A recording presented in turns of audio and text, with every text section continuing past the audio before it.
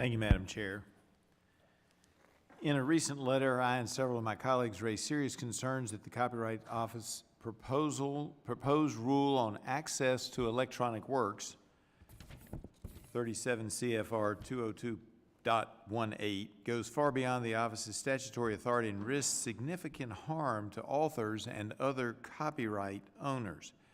After subsequent discussions with my team and with other friends, and with the Library and Copyright Office, my concerns have not been allayed, and I have more questions than answers. I intend to follow up with a detailed set of written questions to better understand how the Library and Copyright Office need to shift their plans to comply with the law and address our concerns. Will you agree to keep the deadline for this final rule suspended and continue to pause any movement on this rule until these concerns have been resolved, or at least we've come to an understanding? Well, thank you for that, because the rulemaking that you're asking about would allow the Library of Congress to select other types of works in digital formats for our collections, but with the same strict access limitations that the works that are allowed now have. And those works are newspapers at this point. And they are deposits only.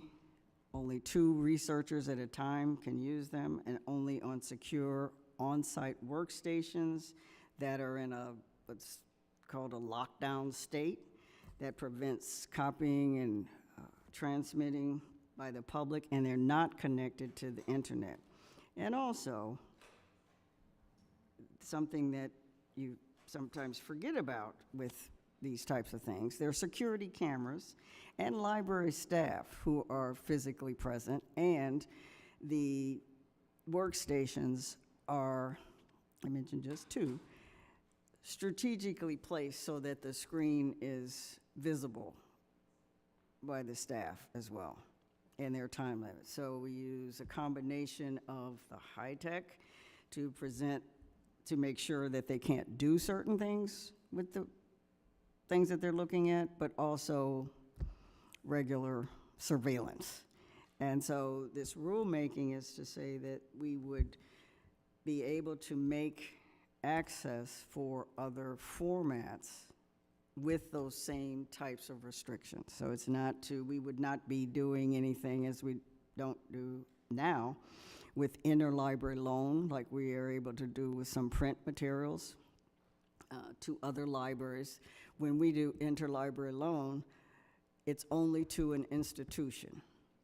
The person who's using the book that we send to St. Louis, for instance, the St. Louis Public Library, or Millikan College in Illinois, would only be used in the library.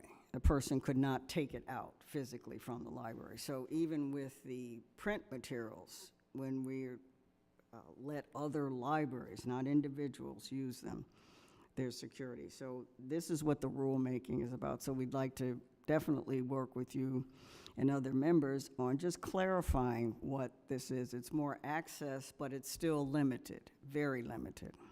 I appreciate that, and thank you for your response. I didn't come today to get into a censorship argument. I would just say I think there's significant differences between access for adults and access for children, and I'll leave it at that. And I'll agree with you, sir. I started as a children's librarian, so I'm very aware Yes, ma'am. of that. I appreciate it very much, and yield back, Madam Chair.